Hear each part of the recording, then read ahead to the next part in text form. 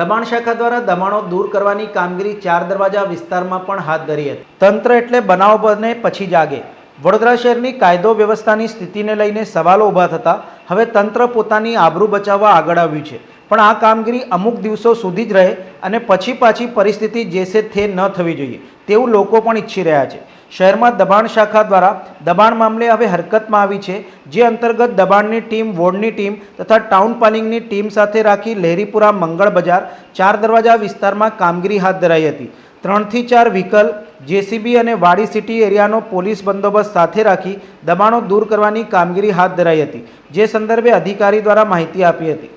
આજ રોજ માનનીય મ્યુનિસિપલ કમિશનર સાહેબની સૂચના અનુસાર દબાણની ટીમ, વોર્ડની ટીમ અને ટાઉન પ્લાનિંગની ટીમને સાથે રાખી લહેરીપુરા મંગળ બજાર ચાર દરવાજા વિસ્તારમાં દબાણ દૂર કરવાની કાર્યવાહી હાલ હાથ ઉપર.